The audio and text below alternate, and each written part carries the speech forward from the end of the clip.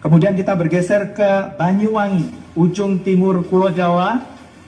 Di sana ada tuan rumah Persewangi Banyuwangi yang akan mendampingi Persewangi Banyuwangi di slot 2, yaitu di urutan 2, grup N adalah Papua Tengah, juara dari Papua Tengah. Kemudian bergeser di grup N. Di grup N ada tuan rumah Persewangi Banyuwangi akan bermain di ujung timur Jawa Timur di Banyuwangi. Di sana sudah ada Papua Tengah dan kita akan mengambil slot selanjutnya.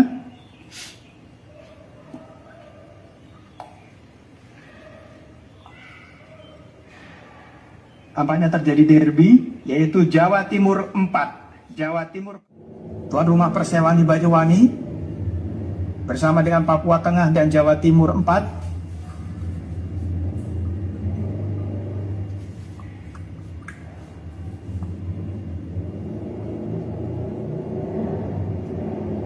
Tim dari Jawa Barat 2. Jawa Barat 2 akan berada di grup N bersama dengan Banyuwangi, Papua Tengah, dan tim dari Jawa Timur peringkat 4.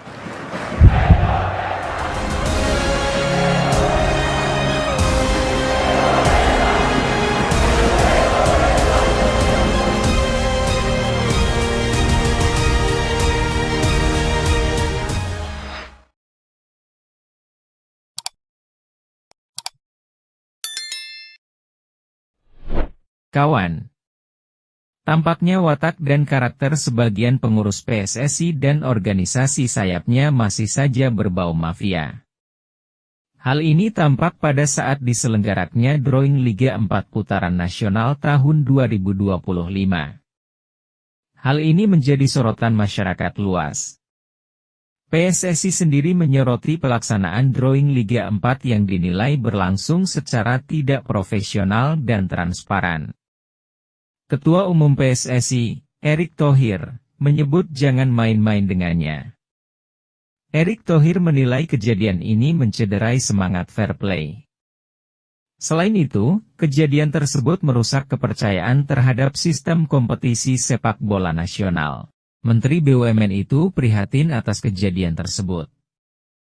Ia menekankan pentingnya integritas dalam setiap pelaksanaan kompetisi di semua level. Seperti diketahui, Liga 4 musim ini sudah memasuki babak nasional. Sebanyak 64 tim seluruh Indonesia akan bertanding. Mereka terdiri dari 16 grup dengan 4 tim yang akan bertanding. Nantinya hanya ada 8 tim yang promosi ke Liga 3 musim depan.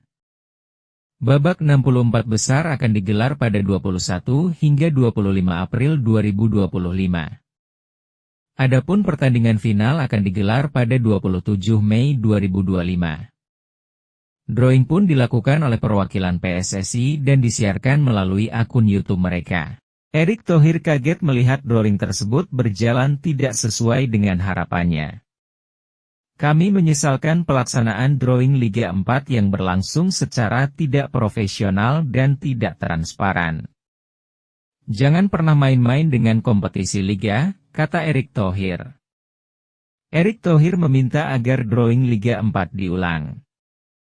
Ia mengingatkan bahwa setiap jenjang kompetisi, termasuk Liga 4, merupakan bagian penting dari ekosistem sepak bola Indonesia yang sedang dibangun secara menyeluruh dan berkelanjutan.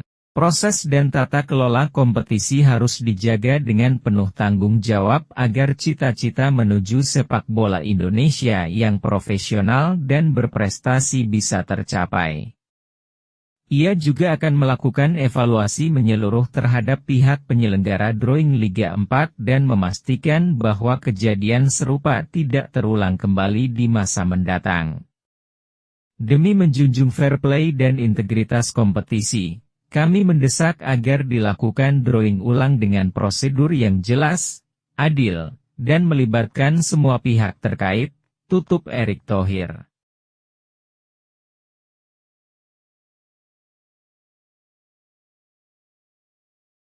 Konfederasi Sepak Bola Amerika Selatan, CONMEBOL, mengajukan proposal Piala Dunia 2030 diikuti 64 negara, pintu semakin lebar untuk timnas Indonesia dan negara Asia Tenggara. Sebuah gebrakan dari Amerika Selatan bisa memberi keuntungan bagi negara-negara mungil yang tak pernah merasakan Piala Dunia. Konfederasi Sepak Bola Amerika Selatan, CONMEBOL, secara resmi mengajukan proposal penambahan peserta Piala Dunia 2030 kepada FIFA. Saat ini, Piala Dunia 2030 dipastikan digelar di 6 negara dengan diikuti 48 negara. 3 negara Amerika Selatan, yakni Uruguay, Argentina, dan Paraguay, akan menggelar masing-masing hanya 1 pertandingan. Itu adalah bentuk penghormatan FIFA untuk selebrasi 100 tahun Piala Dunia yang dimulai pada 1930 di Uruguay.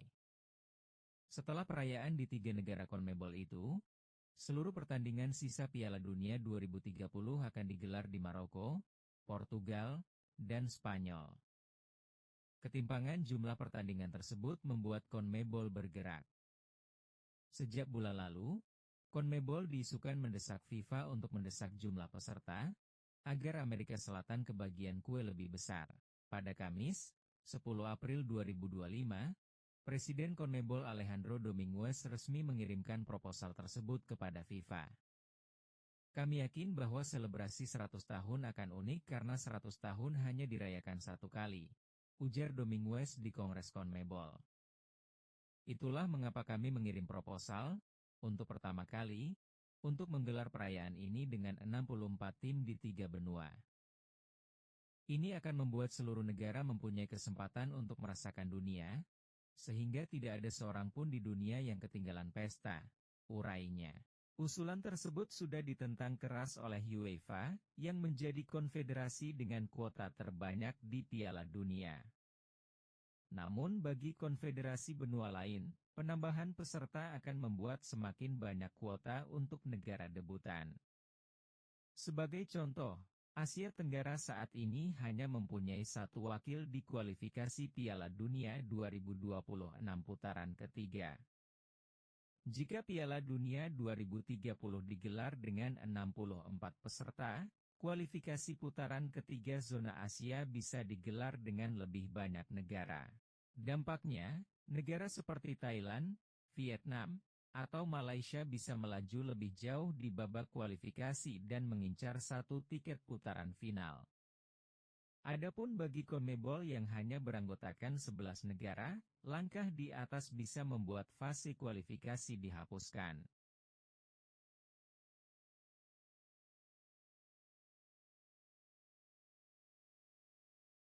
Keberhasilan Timnas U17 Indonesia tembus ke Piala Dunia U17 2025 ternyata jadi buah bibir media-media Asia Tenggara.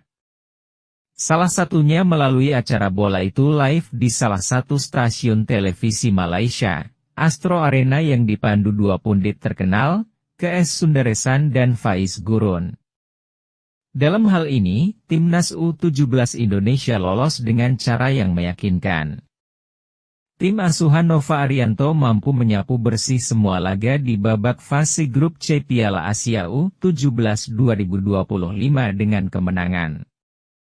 Rinciannya yakni mengalahkan Korea Selatan 1-0, Yaman 4-1, dan Afghanistan 2-0. Raihan 9 poin membuat Timnas U17 Indonesia menjadi juara grup C. Posisi kedua grup ini ditempati oleh Korea Selatan dengan raihan 6 poin. Timnas U17 Indonesia dan Korea Selatan berhak lolos ke perempat final Piala Asia U17 2025. Selain itu, tim berjuluk Garuda Asia lolos dengan catatan bagus. Tim asuhan Nova Arianto begitu seimbang baik dalam hal bertahan dan menyerang. Timnas U17 Indonesia mencetak 7 gol dan hanya kebobolan sekali dalam 3 pertandingan. Timnas U17 Indonesia mencapai hal tersebut dengan hanya mengandalkan 1 pemain diaspora saja, yaitu Mateu Bakar. KS Sundaresan mengaku bahwa keberhasilan tembus ke Piala Dunia U17 2025 jadi bukti syahih bahwa PSSI tidak hanya fokus berburu pemain melalui program naturalisasi. Seperti yang diketahui, PSSI dalam beberapa tahun terakhir tengah memperkuat timnas Indonesia di semua level umur melalui jalur naturalisasi. Target utama yang bakal menjalani proses naturalisasi adalah para pemain yang tampil di kompetisi Eropa. Tentu, kebijakan ini berhasil membuat kualitas skuad Garuda mampu bersaing di level Asia. Meski begitu, kebijakan ini juga membuat publik di Asia Tenggara semakin sinis dengan timnas Indonesia yang hanya mengandalkan para pemain naturalisasi.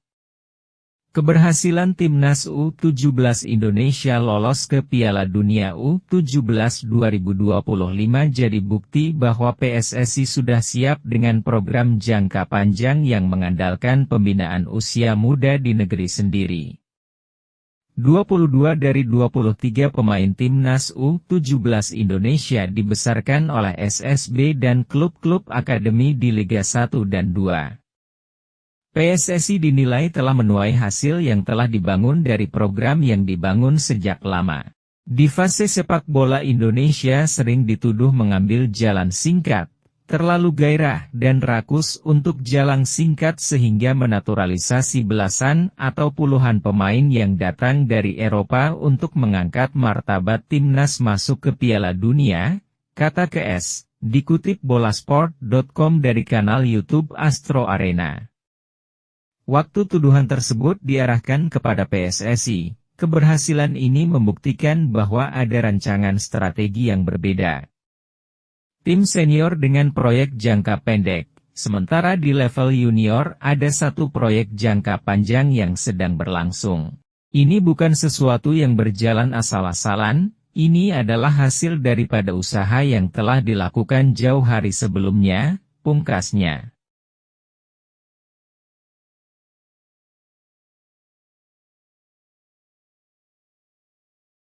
Ketua Umum PSSI Erick Thohir bertemu Sekretaris Jenderal, Sekjen, FIFA, Matthias Grafstrom usai timnas U17 Indonesia lolos ke Piala Dunia U17 2025.